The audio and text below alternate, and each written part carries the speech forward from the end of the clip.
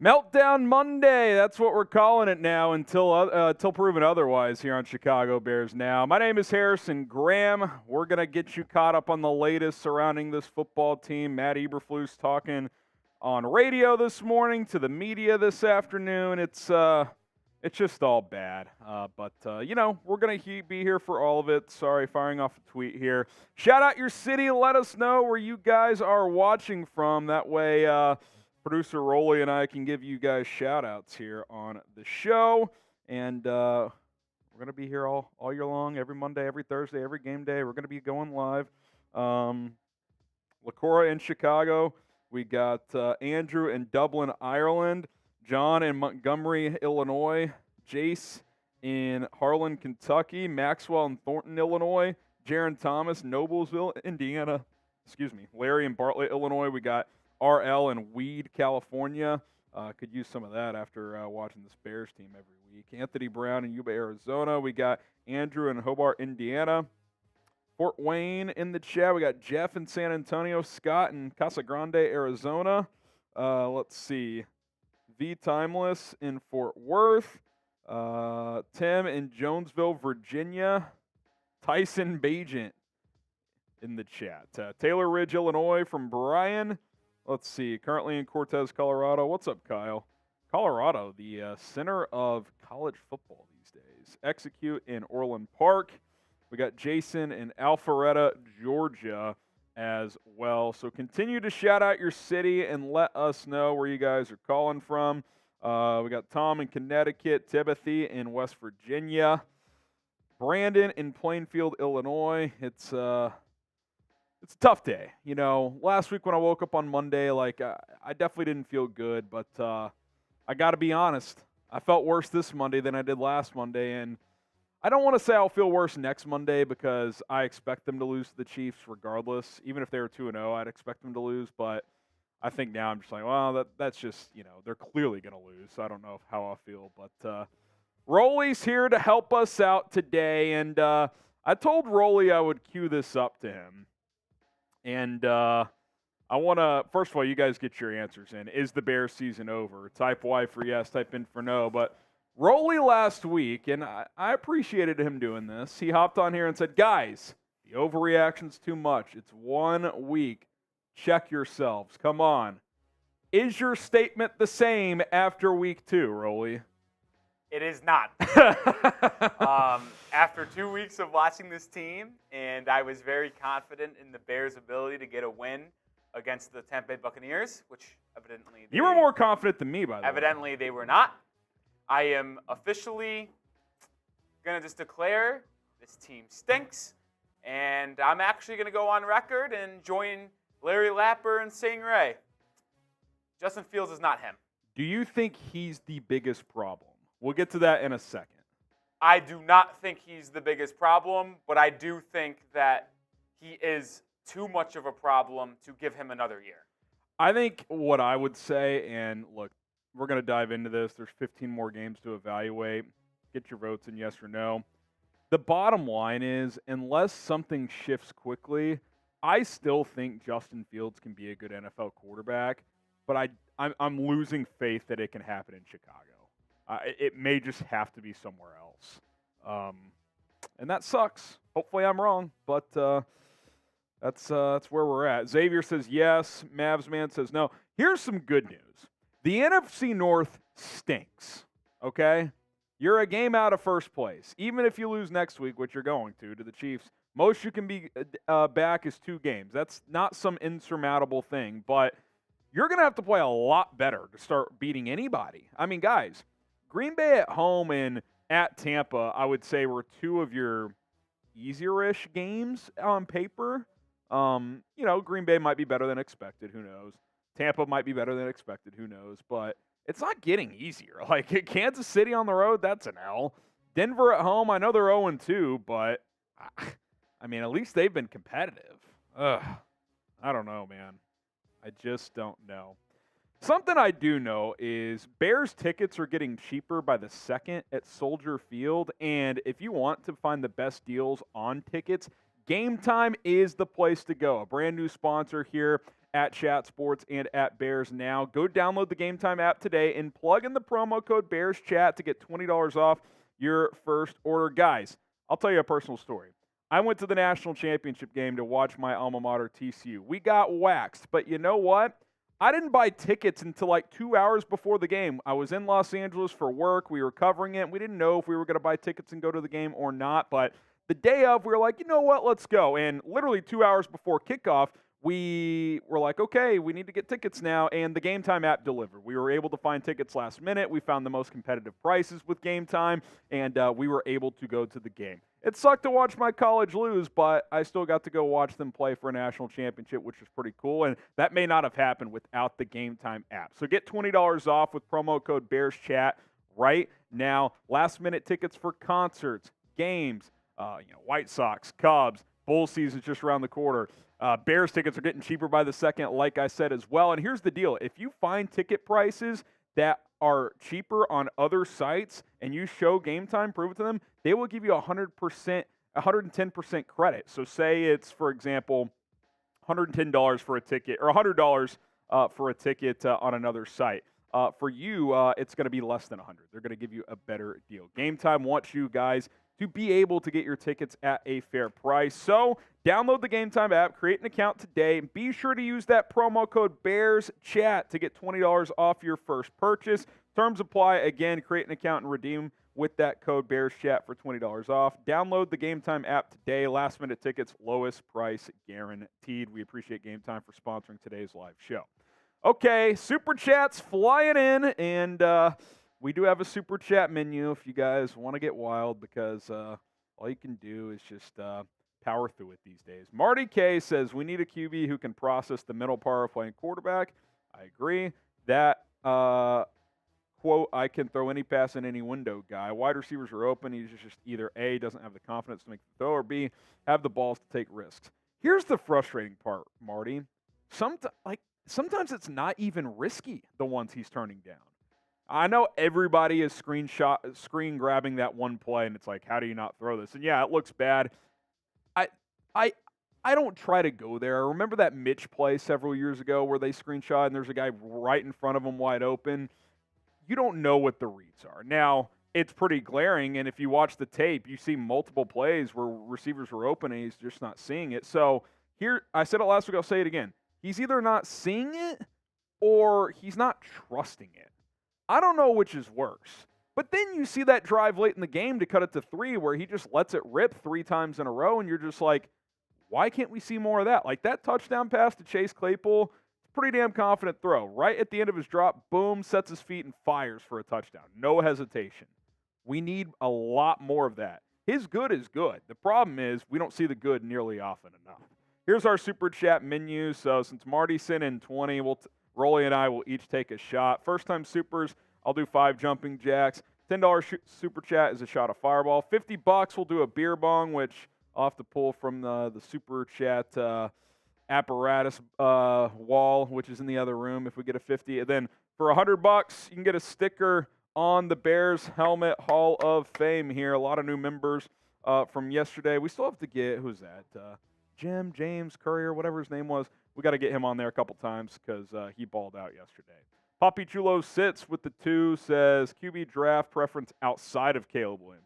It's a great question. Go back to North Carolina. Rolly wants to go back to the well with Drake Maye. He's considered the second best QB in this draft. Considered is. I don't know if he's played like it this year, but I still think he's the second best QB in this draft for now. Yes, he is.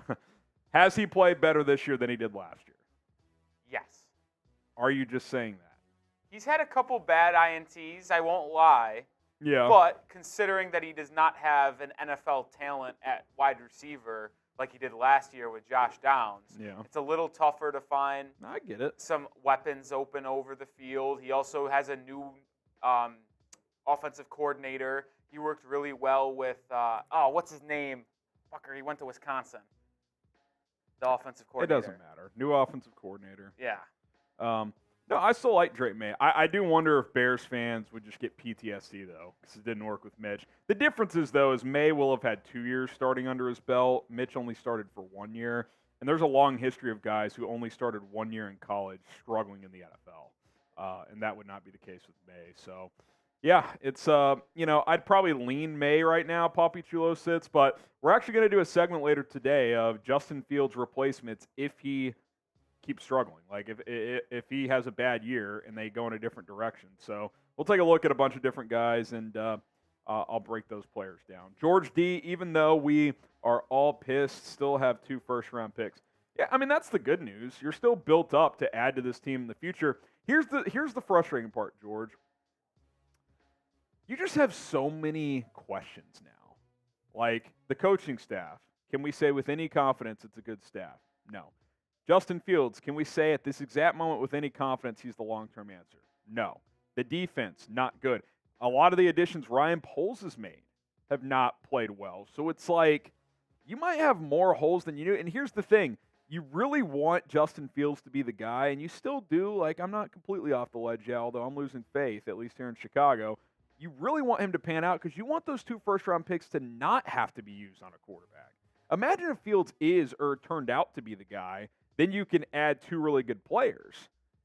Instead, it's possible you may have to use those 2 first-round picks to trade up and draft a QB. Now, hopefully, one of your own or Carolina's pick is high enough where you can still keep both those first-round picks and you just use one on a quarterback if Fields doesn't pan out. But, yeah, that's the downside of it. But, yeah, it's obviously nice when you enter a draft with 2 first-round picks.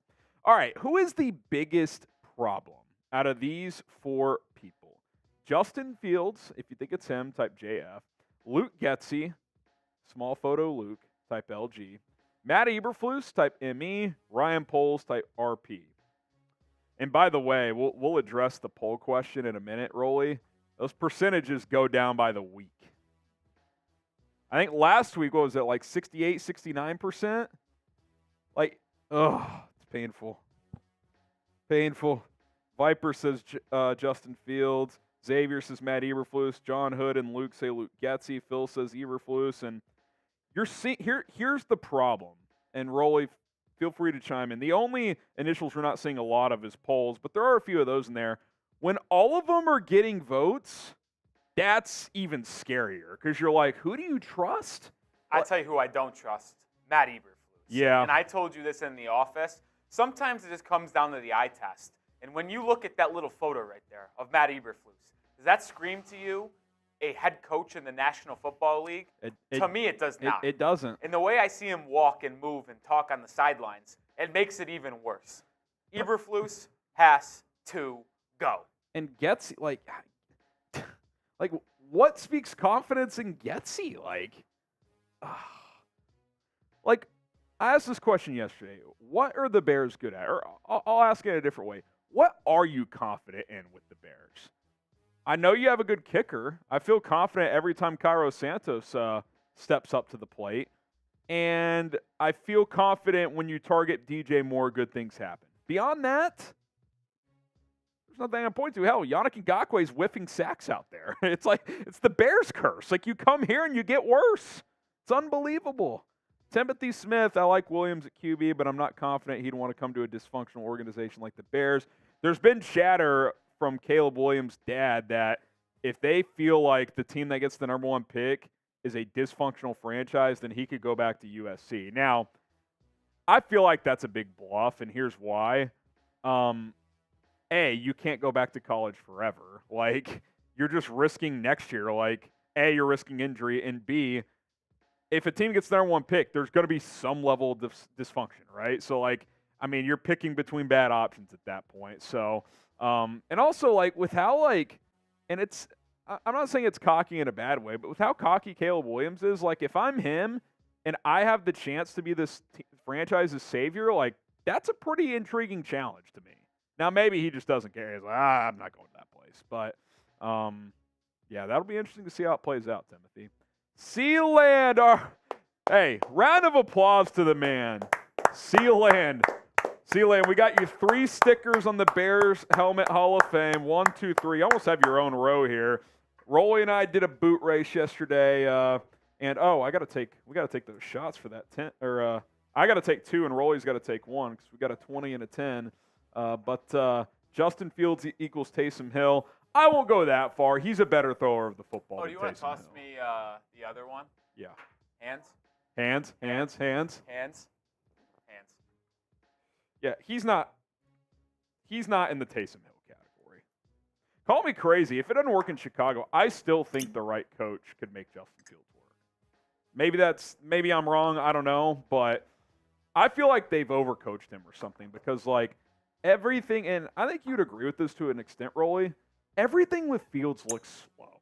His drop back, like obviously the processing, but even like they've worked on tightening his release, it doesn't look as tight all of a sudden. I'm telling you, it looks slow. Dude, when he tries to throw a ball that's like 15 yards downfield, I will say when he tries to throw a deep ball, I think it's fine.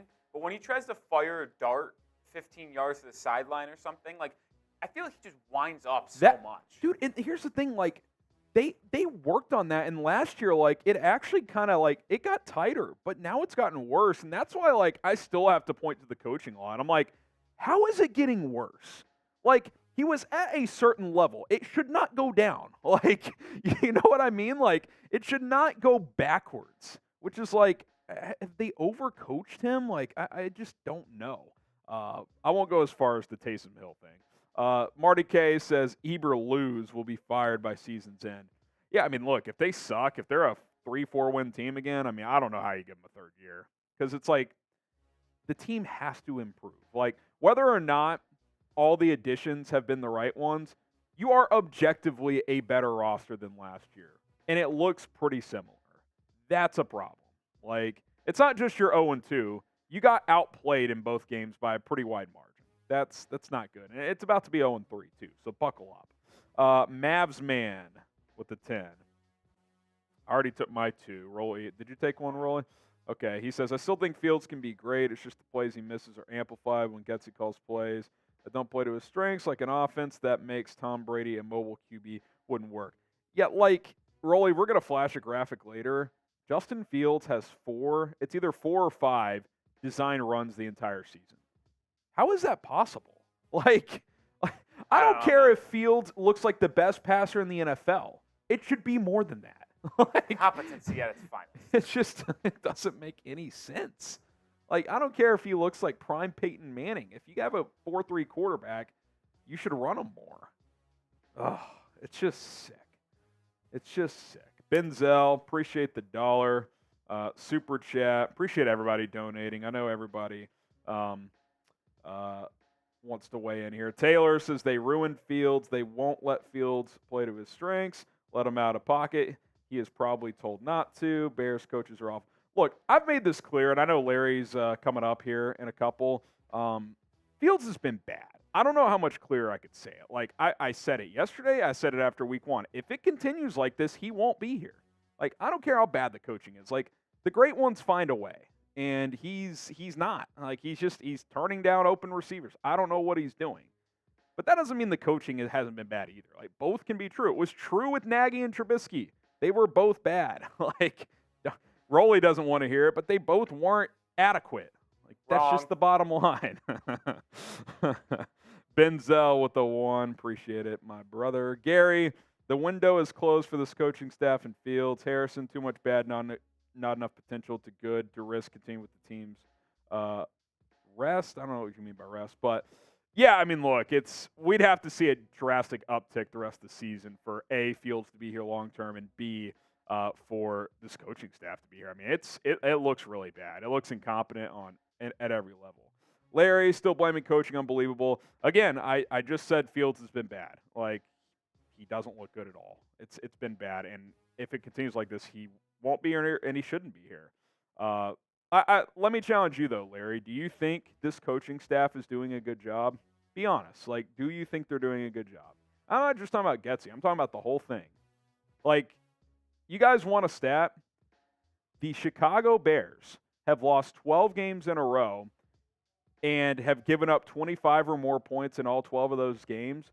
No team in NFL history has ever done that. That's not all Fields, man. Like, that's your defense sucking. Your head coach is a defensive head coach.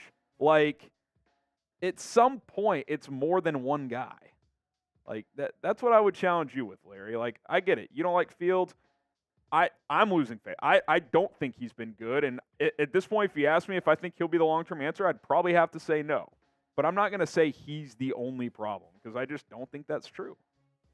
Keem78. What's up, HG? Getsy is turning Ferrari fields into Fiat fields. It's not even a Fiat's at least not making mistakes, right? Like, you're not getting big plays. I trust JF1 to improve more than I trust Getsy to adjust. I'm still a believer. Like I said, I'm not completely off the ledge, but it's been bad, man. Like, I think the offense sucks. I think Fields is just not seeing things. I can't explain some of the turndowns on tape. Like, it's like, how are you not throwing that? It's incredible, man. Antonio, that's a shot for Rolly and I. Over $100 already. The folks are bringing it. Hear me out. You cannot be out on Fields if the team as a whole is bad. If that's the case, we should be out on everyone. Well, that's kind of where I'm at. If it continues like this, Antonio, let's say if it's more the same all year and you win 5 games or less, okay? I would get rid of all of it. New staff, new quarterback, maybe even new GM. I would start fresh with the head coach, the GM, and the quarterback all coming in together because the Bears never do that. One of the 3 is always left over from a prior regime, and that clearly isn't working. Like, with Trubisky, John Fox was the coach when they drafted him. Then they fired him. With Fields, the GM and the head coach got fired. They carried him over with the new regime. They're not probably fully in on him. Like, you got to get everybody on the same page. That's how you start, because clearly the way you've done it isn't working. Here's my shot. Rolly will take one in a minute. Poppy Chulo sits. Bears are the worst team in every game until Panthers November 9th. That would be like the icing on the cake. You're like 1-8, 1-9, whatever it is, till that game, and then you lose to Carolina. That would be just painful. Well, to be fair, Harrison, since the Bears are going to be bad anyway, the winner/loser of that game doesn't matter. Tie's probably the best outcome if you're in tank mode by then. Yeah. I mean, obviously, you have their picks. One of the bigger games of the year was that game, assuming the Bears would be competing for a playoff spot. But if both teams stink, then it doesn't really matter doesn't as much. Yeah. Hopefully they figure something out, but I don't have any confidence. Bears QB, best pocket passer, Fields, Trubisky, or Grossman. I mean, Trubisky and Fields, neither of them are pocket guys. I mean, Grossman was a turnover machine. I mean, I'd have to go back and watch more Grossman. It's been so long, but and that's the problem. Nagy tried to make Trubisky a pocket guy after he had that left shoulder injury, and they're trying to do the same with Fields. Like, yes, they need to improve from the pocket, but you don't make him strictly a pocket passer. Like, if that's what you're going to do, then you shouldn't have run it back with Fields this season. Like, you knew major growth was needed there. Wasim Khan with a 10. I'll take this one as well. Flus is 3-16. The staff has to go. Just clean house. Hire Harbaugh. People have been saying Fields slow up processing since last year. He's holding the ball 4 to 5 seconds. And that's my thing, though. Like, how is it getting slower? Like, it's the same staff. How is it slower? Like, I know it was slow last year, but it legit looks slower this year. Now, I can't sit here and compare every snap he's had this year to last year. Like, that's it's a lot. But it looks slower, does it not? And that's with better weapons. So, like, something's not clicking. Something is not working. Cheers. That'll be Rolly's second one for Sam. He says, we've seen Fields go off, making incredible plays. While he does have his issues, the biggest issue is Getsy. His play calling is atrocious. Replace him and use the two first-rounders elsewhere. Even if Getsy's a bigger problem, which I'd probably lean that way, but Fields has to take a lot of blame here. You still need to see a lot more from Fields. Like, it's got to be a lot better. Now, here's the interesting thing, Sam. Can Getsy hand the play calling to somewhere else just to see if something clicks the rest of these last 14, 15 games? Like, I know it's kind of reckless, but if you just don't think he can do it, then if you want to make one last-ditch effort with Fields, do you make that move? I don't know. The problem is, who calls the plays? Does Chinoco take over, the QB's coach? I mean, it's not like you're going to completely change the offense on the fly. I know they made those adjustments last year, but, you know, the cadences, all that stuff was still the same. Harrison Graham's beard. Maybe we will have a Lions season like last year. Yeah, 1-6 to 9-8. That'd be nice. I do think that, like, it is possible that this could be a team that, like, second half of the season, we're like, oh, like, they actually look somewhat competent now. But you just can't wait that long. Like, last year was the bad season. You can't be this bad, like, for an extended stretch. Now, if they're really competitive in Kansas City and then win a couple and more after that, like, okay, like, that's a quicker turnaround. But, like, clock's ticking. Like, you don't have time to waste. Sam Laktara again to supplement. We'll push this one across here, Rolly. To supplement my previous comment, my opinion is replace Flus and Getsy. I think Fields and Poles are fine for now. Even if part of me believes that, like, I just don't, like, I don't love the idea of, like, the lack of alignment. Like, I think your best success is having the QB, head coach, and GM all brought in together. Like, you hire a head coach and GM, they pick the quarterback right away. Like, that feels like a better recipe. Now, that doesn't mean it has to be that way, but the other way is not working right now. And here's the thing, too. I like a lot of what Poles does. I think him resetting the cap books for this franchise has been pretty impressive. But what was the first decision he made? He hired Matt Eberflus. Flus looks lost. Like, I don't care like how bad the talent was last year. You're 3-16 now, man. At some point, you are what you are. You're about to be 3-17. By the way, 3-16, he has the worst winning percentage for any coach in Bears history. The worst. It's like, you can't make it up. I said it yesterday. Like, the Bears find ways to amaze in bad ways on a week-to-week basis. Like, it truly is incredible. All right, we're about to dive into the show. Appreciate everybody chiming in. We'll get to Larry real quick as well. I know he wants to chime in one more time. But if you're ready for the real show to start, to dive into the nuts and bolts of this football team, and yes, we'll continue to work in some super chats. Oh, back-to-back from Bear Witness. Oh, I just see one here. My screen glitched. Bear Witness with the $50 super chat. He says, my question is, WTF, I will always be a Bears fan, so someone please drink for me. Rolly, if we could get a Merbonga apparatus or message someone to bring one in here. And I don't have any happy dads. I came a little unprepared. That's on me. Kind of like the Bears, a little unprepared in that regard. But, yeah, I will do a beer bong here in just a moment. Shout out to Bear Witness in the chat. Let's go to Cole Pletcher here with the $2 super. He says, it's sad when I miss Rex Grossman. You don't miss Rex Grossman. I'm telling you, you don't.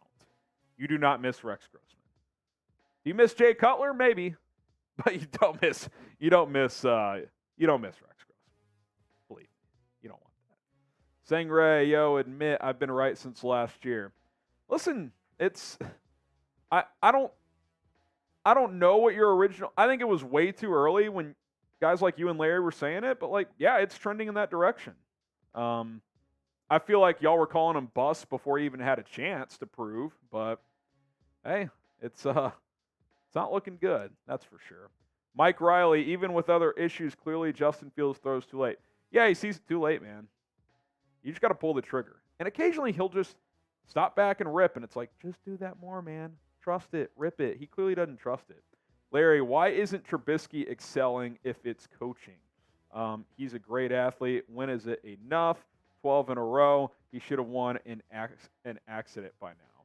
But isn't that true for everyone? Isn't it true that Eberflus's defense should have had one good game in the last 12? They're the only team to give up 25 or more in 12 straight losses. It's never happened in the sport. Like, it's a franchise problem, man. So I also don't get what are you trying to prove with why isn't Trubisky excelling if it's coaching? I said it's both. Is that not what I said 5 minutes ago? I said we saw it with Nagy and Trubisky. It's both. That's what it looks like with Fields and Getsy. It's both. Like, Getsy's not good and Fields isn't figuring it out. It's both. Like, if Trubisky was so great when he got a chance to go start in Pittsburgh last year, he would have lasted more than 2 weeks. Like, that's just how it goes. Marty K, Poles didn't hire Eberflus. That was a Ted hire. I don't think that's true. They hired Poles with their search committee, and Poles, they were down to 3 finalists. Matt Eberflus, Dan Quinn, and I think Jim Caldwell was the other one, and he chose Flus. Now, that doesn't mean the search committee didn't have any input, but I'll have to go back and double check. I'm like 99% sure that was a Poles hire. So, yeah, I don't know. All right, we need more likes, Rolly. We need a lot more likes. Hit the like button if you're ready for the real show to start. Hit that like button. Yeah, you're good. Here we go. We'll take this down as well. Appreciate it, Tex. All right. Hit that like button.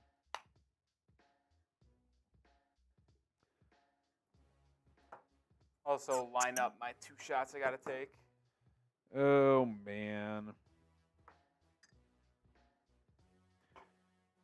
Oh, man. Why did he only have 3? What is that in response to? I don't know what that's about.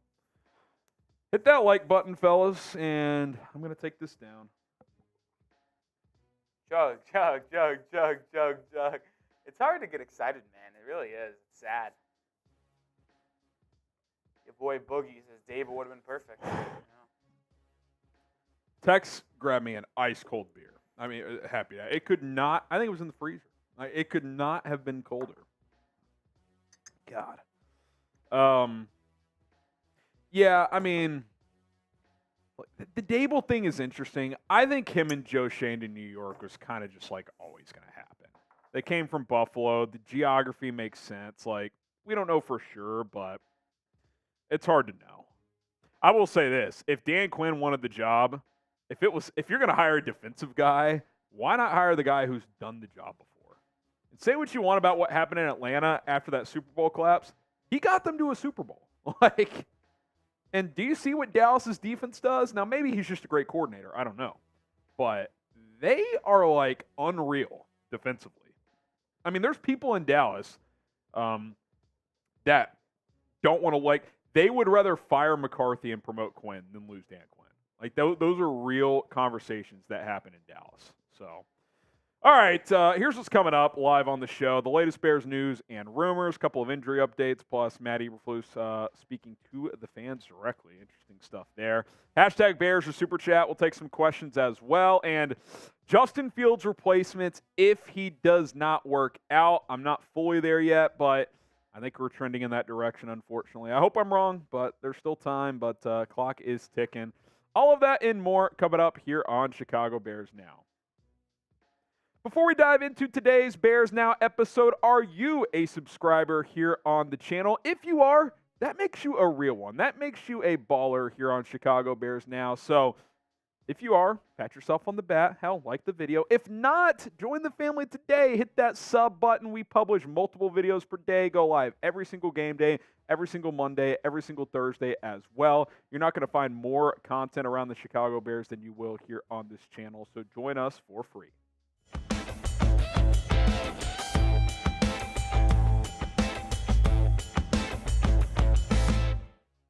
Chicago Bears head coach Matt Eberflus hopped on ESPN 1000 this morning, and I think he's there every Monday morning, by the way.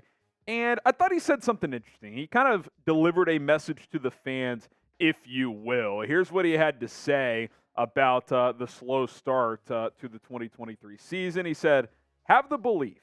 Have our Bears players' backs. We are working our tail off to get this thing done." Now, let me just first say, I have no doubts that the team is working hard and that they're playing hard. Like, I'm not going to be like the cliche when things aren't going well is that, like, teams aren't playing hard. I don't think that's the case. I just don't think they're playing smart, and I don't think they're very good, and I don't think they're being coached that well. That's what I think.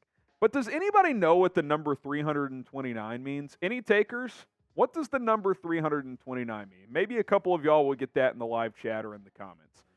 Take a guess at it. I'll wait a couple seconds. 3, 2, 1.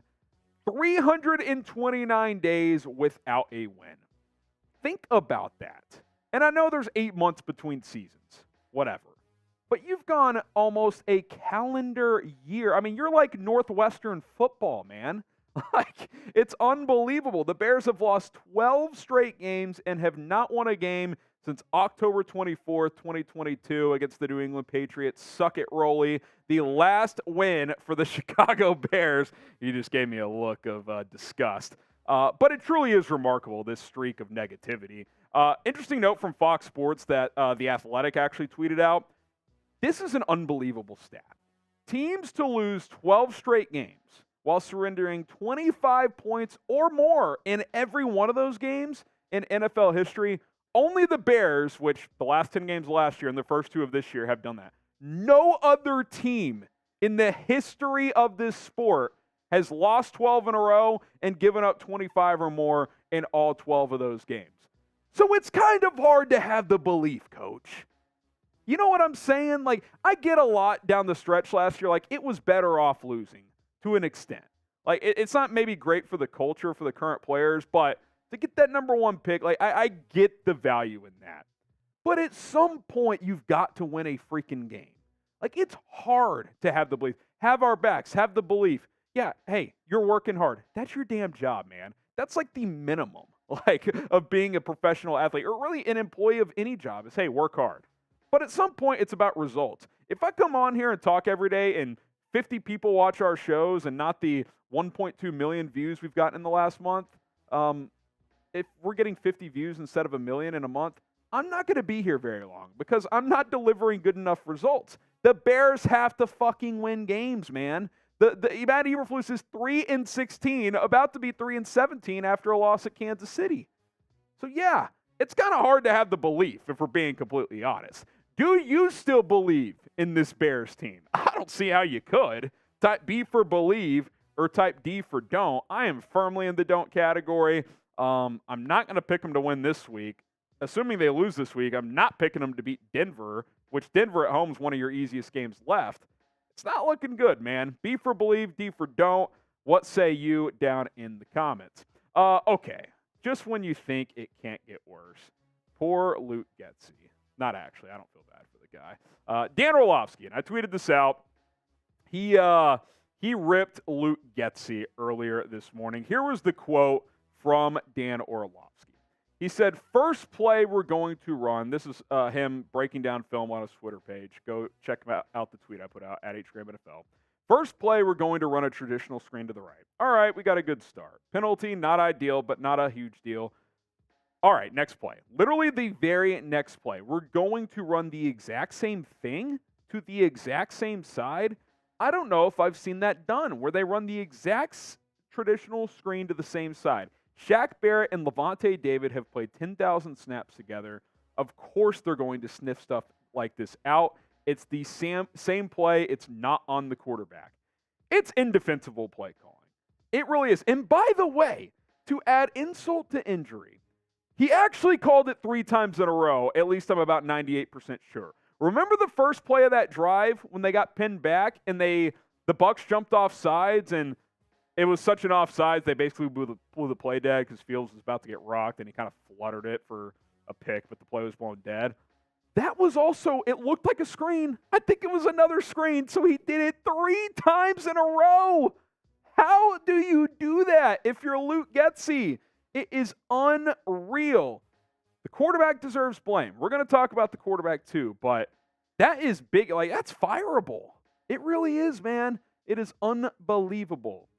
What's also unbelievable on the other side of the spectrum is the GameTime app. Go download GameTime today. If you want last-minute tickets at very good prices, you're not going to find a better ticket app than GameTime. Go download it, search your app store GameTime, and use our promo code BearsChat to get $20 off your first purchase. Buying a ticket to your favorite events, it should not be stressful. It should be easy. So many times in the past where I'm using these different apps, it's like so hard to navigate. You're like having to search through emails. Sometimes they email you in your junk mail. It's such a disaster. GameTime makes it so much easier and very quick. I've told you guys this story before. The day of the national championship game, when I went to watch TCU, I bought tickets 2 hours before kickoff. I was a little nervous, but my buddy said, hey, GameTime app, trust me, go check them out. Had tickets within minutes. It was very, very easy to navigate. No stress whatsoever. Walked up to the stadium, got there in plenty of time before kickoff. Yeah, TCU got their ass kicked. But you know what? GameTime helped me out and got me into that stadium. Concerts, games, Bears tickets are already going to be cheaper. GameTime's going to get you the best deal. Go check them out. They're going to offer the best deals available. If you see cheaper tickets on a different site in the exact same seats, show them a screenshot. They'll give you 110% credit. They will get you the better deal. GameTime. Download the app today. Use promo code BearsChat to get $20 off your first order by downloading the app, creating an account. You plug in the promo code BearsChat for $20 off your first purchase. Terms apply. Again, all you got to do is create an account after you download the app and redeem with that code BearsChat for $20 off. So download GameTime today. Last-minute tickets, lowest price guaranteed. How about this from Levante David? He's a pretty good player. After the game, he was asked about Shaq Barrett's pick six, and this is alarming. He said they called the screen. They were in the same formation. Everyone knew what was coming. Yikes. Like, when the defense knows what you're doing, you're cooked, man. You are absolutely cooked. Let's be real here. Justin Fields is not playing nearly good enough, and he might be regressing. And that's a big problem. That's a problem for him, and I think it's also an indictment on Luke Getsy and this offensive staff. That's on him for not developing him properly and calling bad plays, especially at bad times. Sometimes there's good stuff there on tape, both from Fields and from Getsy. There's good plays that are called that Fields isn't seeing, but it seems like in the critical moment, Getsy just loses his head. I mean, the drive before, Fields 3 straight dimes, straight down the field, touchdown. And you call a screenplay 3 times in a row? 3 times. You've got an all-pro linebacker being like, yeah, we knew it was coming. I mean, you should be embarrassed when you hear a player say that. Like, if I'm Luke Getsy and I hear that clip, I'm like, oh, God. Like, that's like high school. That's college when, like, you're running the same gimmicky stuff over and over, and the defense just picks up on it. They knew what was coming. Barrett baited Fields into the throw. He, like, leaned forward and then, oh, yeah, you're going to lob it over me? No, you're not. Tip it to myself, pick 6. It's just horrific. It's absolutely horrific. And let me just double down. Fields deserves a ton of blame. He's been bad this year. Like I said, it looks like he's regressed. I mean, I get the coaching is bad, but Fields it's slow, man. The drop is slow. The release is slow. The decision-making is slow. It's all slow. And then back to the coaching side of it. The Bears have called 4 design runs for Justin Fields through 2 weeks. This note from Zach Pearson. Appreciate him here. Like, how? Your quarterback is struggling in the pocket from a snap-to-snap basis. Occasionally, it's okay, but it's not nearly consistent enough and good enough, and you're not going to run your 4-3 quarterback who ran for almost 1,200 yards last year? It's mind-boggling. Like, you almost can't believe how bad it is. But it is that freaking bad.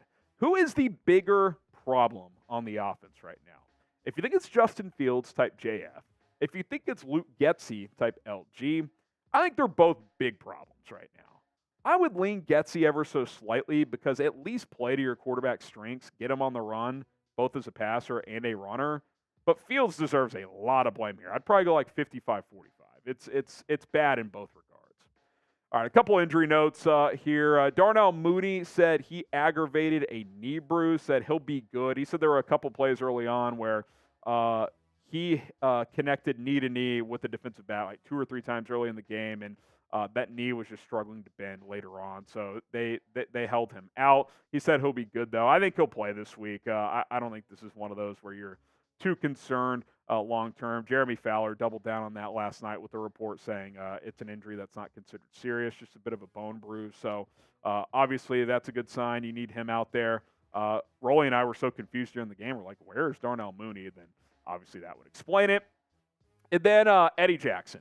Matt Eberflus said yesterday they're optimistic, kind of said the same thing here today. He said, we feel okay about it, but he admitted we're not sure where it's going to trend this week. Should know more later in the week. And what makes me a little nervous is this is the same foot that he had the Lisfranc injury on that ended his season last year. That's a little concerning. Like, I'm a little more concerned here. I thought Elijah Hicks played okay once he had to step in. Quindell Johnson got in there because Jaquan Brisker was battling heat exhaustion. I think he had a bit of an illness yesterday. Yeah, I mean, you really need both of these guys out there. You're already struggling as a team. To lose 2 of your key starters is not ideal. I would guess Eddie Jackson's out this week. That's just a gut feeling. We'll have the first injury report of the week on Wednesday, but if I had to guess right now, I would guess he will not play against Kansas City in Week 3 at Arrowhead Stadium. And you're already struggling, and the Chiefs haven't played their best through 2 weeks. Like, you need all your bullets in the chamber for that one. That is scary to think about 6 days from now. All right. Appreciate everybody for tuning in. Positive news, negative news. We got you covered all season long. It is Chicago Bears Now by Chat Sports. Hit that subscribe button. It is 100% free. Appreciate all the love and support. Brian again. Brian. It's unbelievably Brian again. legend today. This is like legend. watching a slow-moving train wreck. I can handle a loss if there is effort, but there seems to be a complete lack of cohesion with this team. I don't see a sense of urgency, no creativity on either side of the ball. Now, Brian, if someone wants to match your 50, or hell, if you want to send in another 50, has it been 2 or 3? I think my thing is glitching here. He sent in 2 today, right? No, Bear Wilderness at the other then one. Just one. Okay. I already took 1 beer bong. If someone wants to match Brian, Rolly and I could race if Rolly's up to it. I don't know if Rolly's up to it, but I don't want to speak for him. He says he is, though. But if not, I'll take one down solo. But if someone wants to match Brian with the 50, we'll do a beer bong race. Timothy Smith says, in your opinion, who would be a great head coach candidate? That's a great question. I might do a Matt Eberflus replacements video in the near future. I like Ben Johnson in Detroit. I mean, look, I'm kind of at the point, it's like, do you just back up the Brinks truck for Jim Harbaugh? Just do it. Like, I think Harbaugh has flaws, but we've seen him win in the NFL.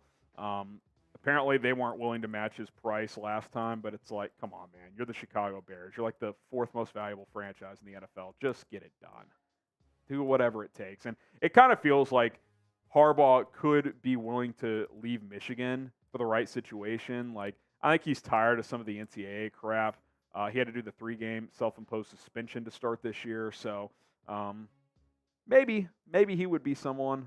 Ben Johnson I like, but yeah, I mean, at some point it's like it doesn't matter. Like, even if you don't have a great list, like if it doesn't improve, you got to make a change. Steven says, second half of last season, we were a wide receiver 1 and 1 or 2 O-linemen away from winning those close games. Why change the playbook now that we have them? It's a great point. It's like, to Luke Getsy's credit, he did adjust last year, and he started running fields more, and it unleashed the offense. Now, defenses are going to adjust, and I don't expect Fields to run for 100 yards a game or anything like that, but you've got to show that. Like, you've got to encourage that. I don't want him running 20 times a game, but it needs to be 10 to 12. Like, he needs to run 10-ish times a game, 5 or 6 design runs, 5 to 8 scrambles. That's what it should be. To have 4 design runs through 2 weeks is inexcusable. Cole Pletcher, okay. I miss Kyle Orton or Jason Campbell. Dude, you don't miss Jason fucking Campbell, dude. Come on. Be real. The best Jason Campbell wasn't even in Chicago. It was Washington. Kyle Orton, okay. You might have something there. Wasim Khan, Flus, Caldwell, or Quinn? We picked Flus. Fire polls. Look, man. That's the thing. Look, I don't know every detail of being in that building, but I'm pretty certain polls had final say of that coaching hire. If Quinn wanted the job and they passed on him for Flus, that's the good news is you might be able to revisit him. Now, do you want to go defense again? I don't know.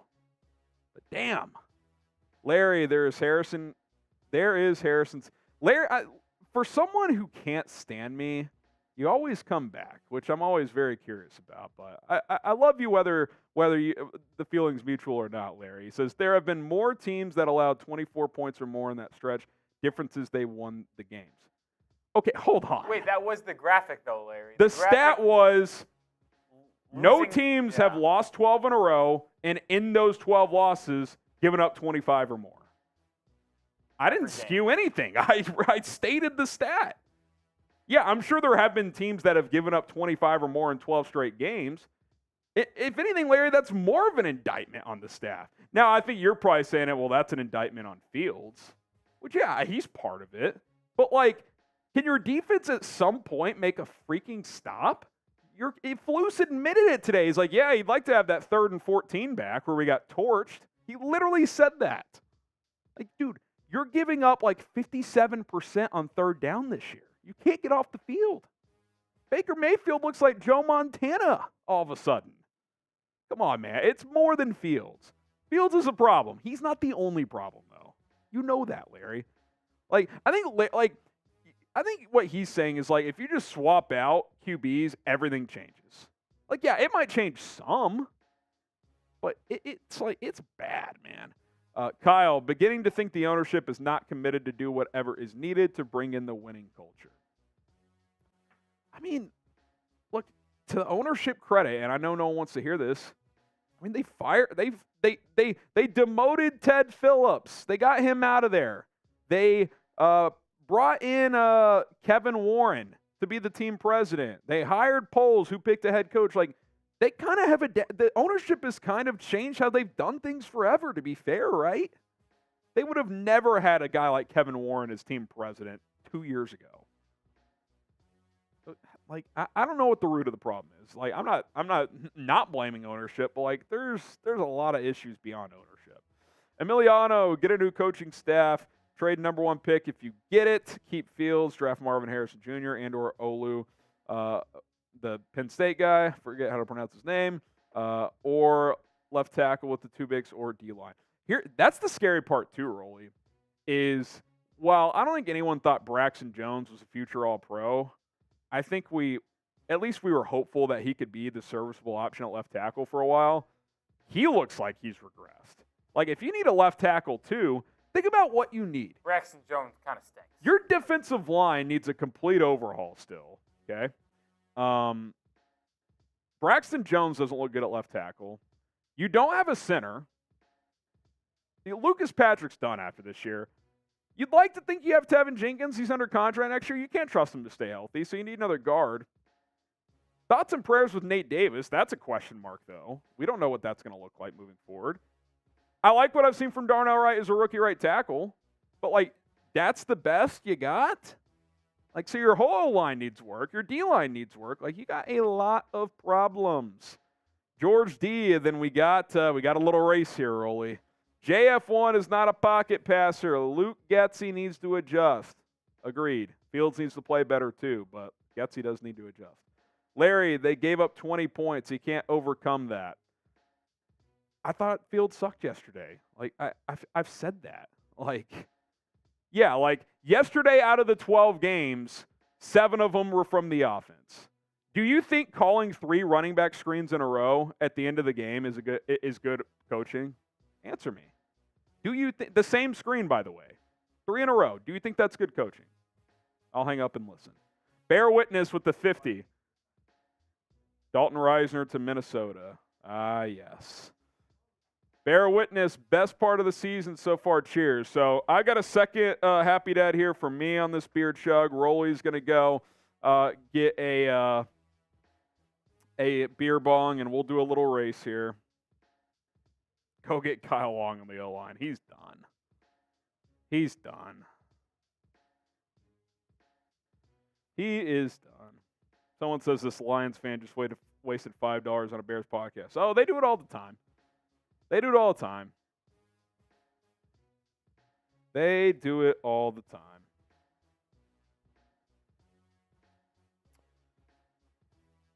They do it all the time. Marty K, we'll get that super chat on screen. Yeah, there's a few I thought the O-line in the first half yesterday actually played pretty decent, but here's what I'll say, Marty K. Fields is processing extremely slow in a lot of cases. Not every play, but a lot of them. And B, the interior is just bad. All 3 of the interior guys graded in the 40s per PFF, which PFF's not a perfect system. I disagree with a lot of their assessments. I thought they were too harsh on Nate Davis in week 1. But the interior stinks. Oh, boy.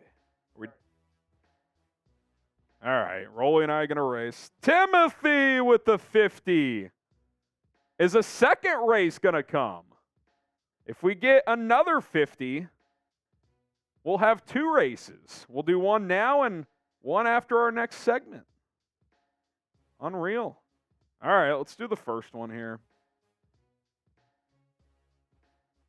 I should pour it in.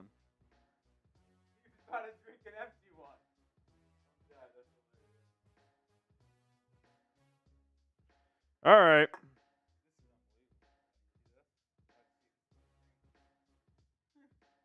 Oh, dude, you see this every week, dude. So I refuse to believe this is a Getsy problem, and But- that's just players. There's no way. It happened multiple times, though. Like it. There's no way anybody ever would call a double curl route within 1 yard. Did you see the other play though? No. Hang on. I got to show Rolly I something. refuse to believe that can't be true. Hang on. Hang on a second here. I got to scroll somewhere. Here, look at this one. Look at this one. So to me, I feel like this is an option route, right? Like one of these. No, you can't have an option route this close to each other. One of them's a curl route. One of them, I don't even know. That's, dude, that is I feel horrific. Like this is on the player. So by the way, those two guys, DJ Moore, Cole Kmet. Yeah. Well, Two players you would probably trust the most to do the job properly. I just refuse to believe. Dude, I'm not saying players don't run wrong routes. They do. But when it happens multiple times per game, dude, it happened last week. I'm telling you. The audience doesn't even know what we're saying, but. The incompetence is that bad to where Dude. somebody's calling curl routes when the players are 1 yard away. Dude. Cheers, buddy. R for Rolly, H for Harrison. 3, 2, 1, go.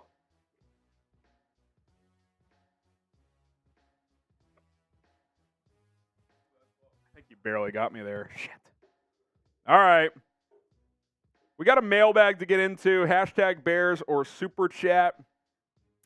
We'll get the last couple Super Chats on screen. If you have a question, hashtag Bears or Super Chat. We'll get things popping here. And if we get another 50, Rolly and I got a race. Again, I got to get some revenge. Detroit Lions for life. Nice win yesterday. If y'all can't even tank right, you guys will go 0-15, then win 2. First of all, how can you say y'all can't even tank right when the Bears tanked right last year?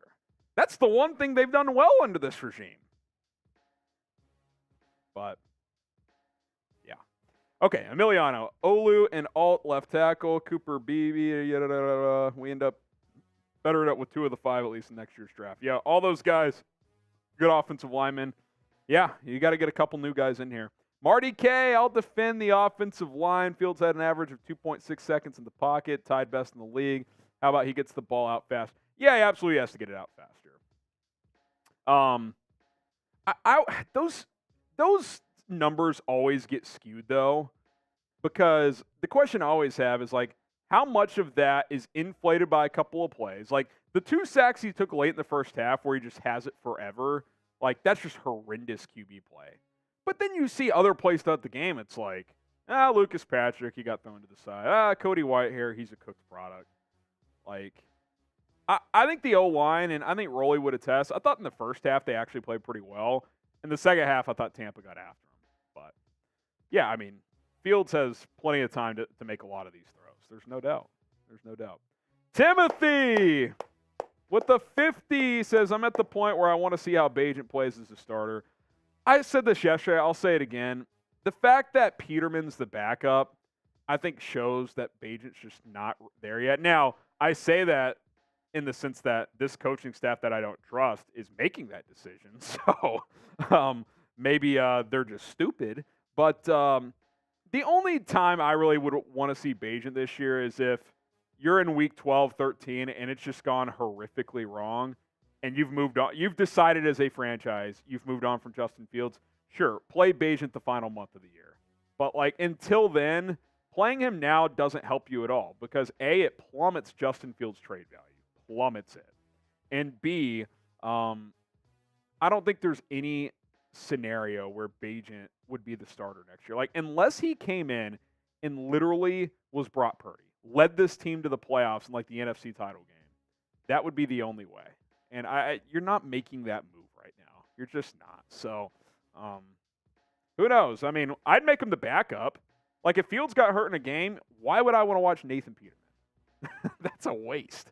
Like, I'd much rather see Bagent in there if Peterman got hurt. Later in the season, we can revisit this, but I am not there yet.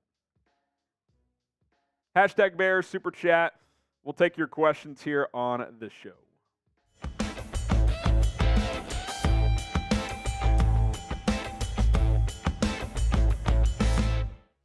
diving straight into this Bears mailbag. I am Harrison Graham from F. Marsh. If Chicago fires Matt Eberflus, who should they hire as their next head coach? It's a great question. It's sad that we're already here. That stinks. I would say Ben Johnson, the Lions OC, would be high on that list. A, he knows this division, and B, he's a young offensive mind that has actually called plays for multiple years, unlike when they brought in Matt Nagy. So I would have him high. Sure, you could offer Jim Harbaugh the bag, but they weren't willing to pay him crazy money and give him team control last time, so not sure that would happen. But those are a couple of names, and I would certainly like to dive into some more. And if you guys want that, let me know. Like, if Bears fans out there want a Matt Eberflus replacements video, then prove it to me. Show me. Let's get 50 new subscribers on today's show. If that's the type of content you want, we'll bring it to you. What I don't want is to do this video and you guys aren't interested in it. So let me know what you guys want. If you want a Flus replacements video, type Y for yes and for no, but also subscribe and let us know. All right, Sammy R. JF1 needs to sit behind a veteran QB for a while to learn the position. I mean, maybe that's true, but it's not going to happen in Chicago. Like, they're not going to do the Aaron Rodgers, Zach Wilson thing here. Like, if they determine Fields isn't ready to be a long-term starter, they're just going to move on. Like, they're not going to keep him as a backup. At least I don't think. Hits principle, LMAO from Peloton. Yeah, it's the shits principle until further notice. I mean, if the hits principle stands for 3 and 16, then sure, but I don't think that's what Matt Eberflus is going for. Nonchalance. Did Getsy do this last year and realize it was a bad idea before the Patriots game, the game where Fields broke out? What, just try to make him a pocket passer? I'd have to go back and look to the degree of how they did it, because not only are they just asking Fields to be a pocket passer, there's very little play action. But they definitely added more running for him and more bootlegs and stuff like that after that Commanders game last year. So that's definitely true. Dennis Henman, unfortunately, JF1 is never beating the Bustin Fields allegations. Can't believe we have to hype up and buy into another QB next year. Yeah, we're not there yet, Dennis, but it's trending that way, and just thinking about that sucks, because I think Justin Fields has all the intangibles, everything you want to be a franchise quarterback in terms of like a face of a franchise, off the field, work ethic, all that. But if you're not good enough, you're not good enough. And right now, he's not good enough. Philip, Fields is slower due to bad coaching, and he's getting happy feet. He's feeling the pressure before it actually gets there. Rolly and I made that observation during the second game. It's almost like sometimes he has too much time to throw and he overthinks, and his feet they're just scatter. Like it looks like, he's on an ant pile. Like he's just like freaking out, or he's on like hot coals and he has to lift his feet every 2 seconds. Like it doesn't look good. And yeah, I mean, the point to the feeling the pressure before it gets there, I still go back to that first start in 2021 when he got sacked 9 times. Like, you wonder how much of a toll that game took. Nicholas Selvey, if Fields can't show he can pass from the pocket, you're not going to win many games. He isn't going to be able to run as much as people want because of defense scheming against the run. Yeah, I think teams have certainly probably adjusted. Like, again, I don't expect him to run for a $150, but to not even try it, basically, makes no sense. Like, you have arguably the best running quarterback in the NFL who is struggling as a pocket passer. Mitigate some of that by running him or even getting him on the edge to throw. Condense the field so he has easier decisions. Like, yes, he needs to improve, and if he doesn't, that's on him. But at some point, like, play to the guy's strengths. Do things you know he can do well. They're not even doing that anymore. Fill in the blank for us. The Bears will win blank games this year. Fill in that blank for us. 3, 4, hopefully more. What say you? Fill in the blank. How many games will the Bears win this year? Well, they might win more games if they start their day off properly with AG1. Today's sponsor is AG1. We appreciate that. You can get comprehensive and convenient daily nutrition at drinkag1.com/chatsports. I started taking AG1 recently every single day, and I've never felt more energetic. Football season can be draining, especially when you watch the Bears, and recently I've lacked that extra push to get a morning workout in before coming to the office. But now, with my morning scoop of AG1, I am back in my routine. Not only is AG1 helping me get back into good habits, I'm already seeing better digestion as well. Improving my gut health is something I've needed to do for a while, and that's now happening with a simple scoop of AG1 every single day. Covering my nutritional basis for the day could not be easier, which is why I trust AG1. I just mix one small scoop of AG1 with water and drink it first thing in the morning. Boom, it's done. I also like that it costs less than $3 per day. Pretty good deal, if you ask me. It's a really effective daily habit with the highest quality sourced ingredients, a true win-win. If a comprehensive solution is what you need from your supplement routine, then AG1 is giving you a free 1-year supply of vitamin D and 5 free travel packs with your first purchase. All you have to do to get that free 1-year supply of vitamin D and those travel packs is go to drinkag1.com/chatsports. That is drinkag1.com/chatsports. Check it out today. Link is in the comments and description of this video. Promote your gut health, support your immunity, boost your focus, your energy. That's what the benefits of AG1 provide. It's drinkag1.com/chatsports. Let's go to Ben Seaton. Is it possible that he doesn't trust himself in the O-line, or is something broken with the scheme? I think a lot of things can be true. I don't think the scheme is playing to his strengths. I don't think Luke Getsy's situational play calling, especially, but play calling in general at times, is very good. And I think he is just lost. He lacks confidence, Justin Fields.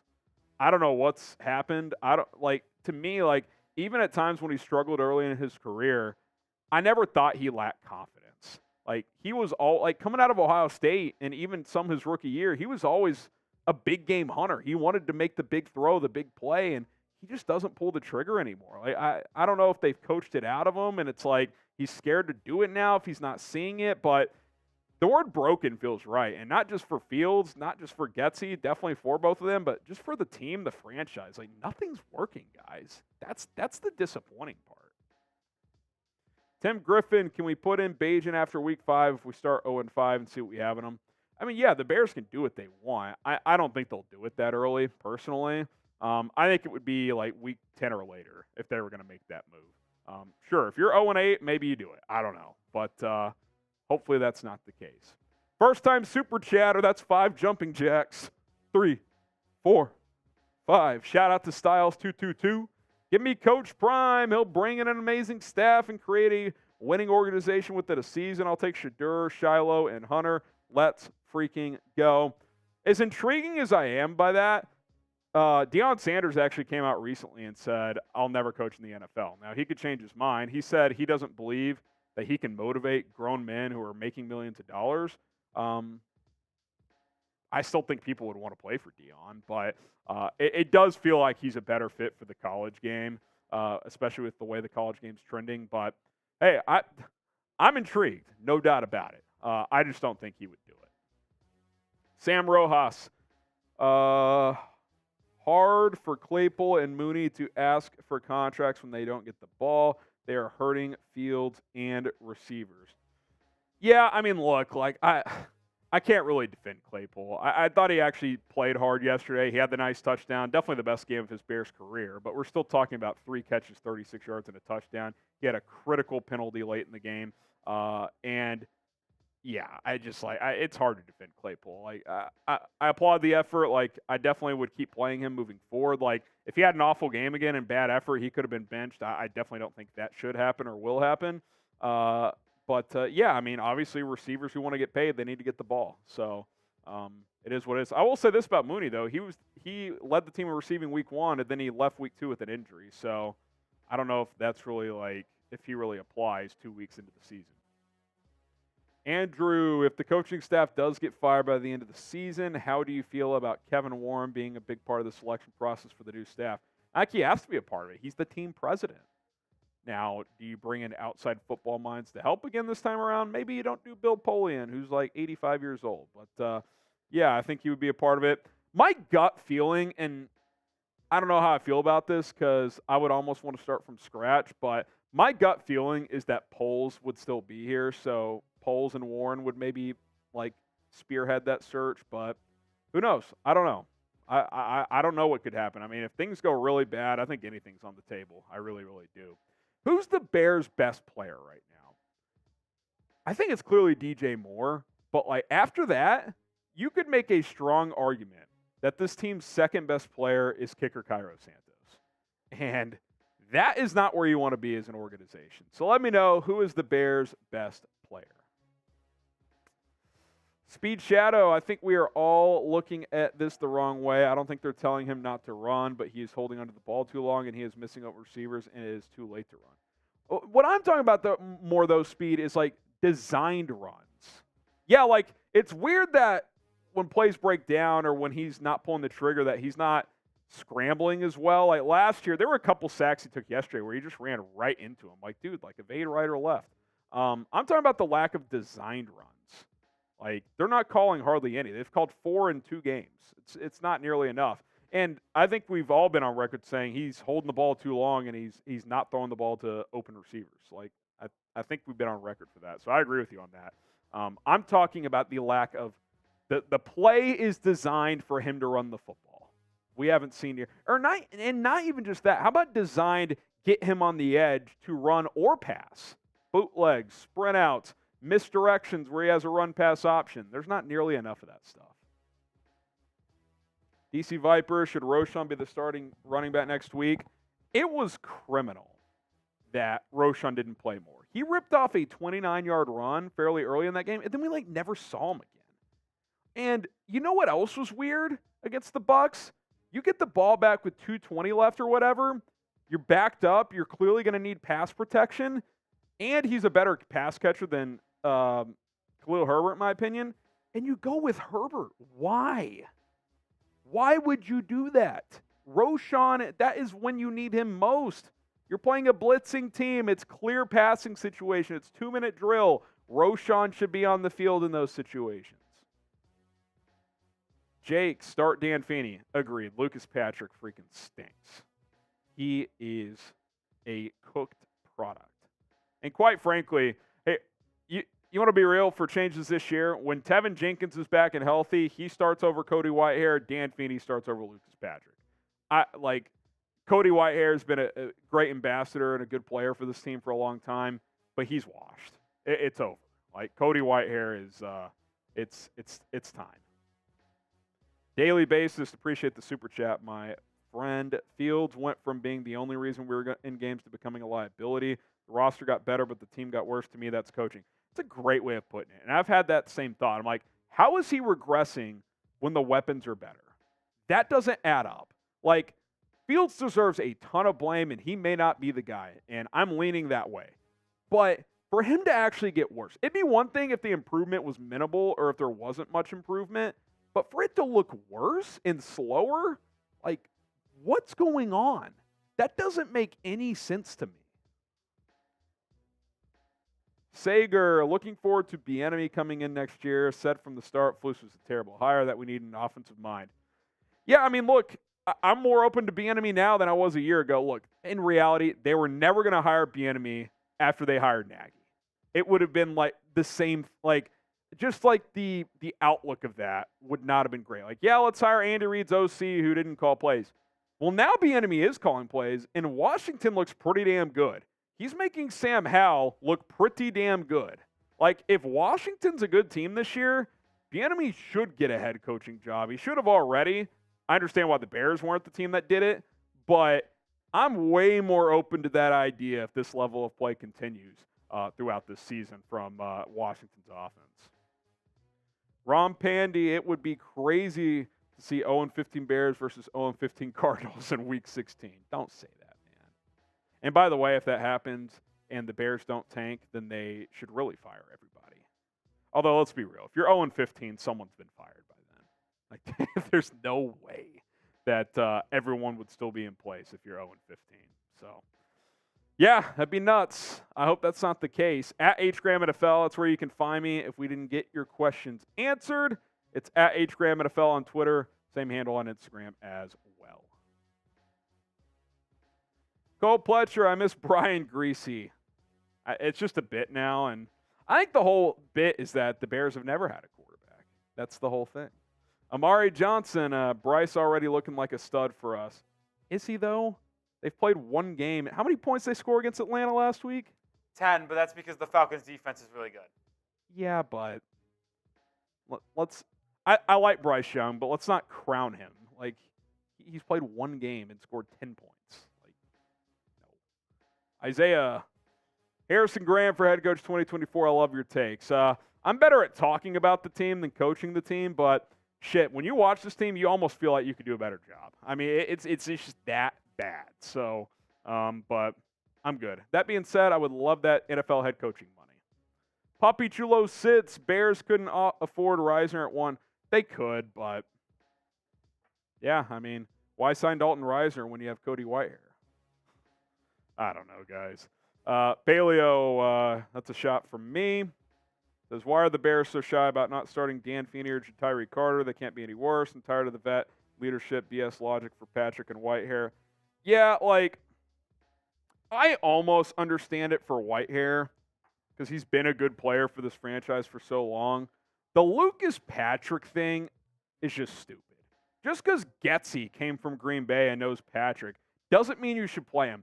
Getsy has proven shit, okay? Like, what is he proven? Lucas Patrick should not be out there. He should not be out there. I would rather, when Doug Kramer comes off short-term IR, play him. Like, why is Lucas Patrick playing? He's a free agent next year. You're not bringing him back. He stinks. You know what's funny? You called one designed run in the second half. It was QB power to the left side. He snapped the ball high into Fields' right, so he had to, like, juggle it with one hand the opposite way of the play, reel it in, then try to go. Just a disaster. An absolute disaster. Cheers. Oh! From Bear Witness. Boom! My goodness, Bear Witness. He says, are you guys hiring? Seems like the best job ever. If not, I'll settle for a sticker on the helmet. Well, the sticker will go on. I got my stickers in the other room. We'll get them on before the next show. I promise you that. And Bear Witness is the MVP today, Rolly. I don't think there is any doubt about that. And I'm going to do my other beer bong for Bear Witness, although I need another beer. I just realized. So, I'll grab it. I'll tell you what. Bear Witness bringing the heat. And you know what else, Rolly?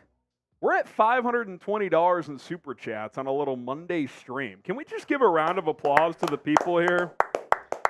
The vibes, you guys have brought the vibes up, and I needed this. You guys needed this, so shout out to Bear Witness. Roel says that woke me up, LOL. Hey, man, Bear Witness, bringing the heat. I'll tell you what, we're at 525. I'm not saying we're going to get there, but we going boot race at 1,000? You in? You in? Oh, Rolly said, sure. I don't think we'll get to 1,000. It's all good. He said, yeah. That's 475 away. No expectations. We'll do a beer boot race if we get to 1,000. Bunch of legends here on Bears now. Bear Witness, the MVP here. Oh, Brian with the response, Rolly. Brian with the response. We're going to need those stickers, too. We got to get these stickers on right away. Stat. Oh, my goodness. Brian. Unbelievable. I'll boom when Rolly gets back and we get Brian's super chat on screen. Let's freaking go. We're up to 630 now. They want that boot race. They want that boot race. Brian with the 100. Brian with the 100.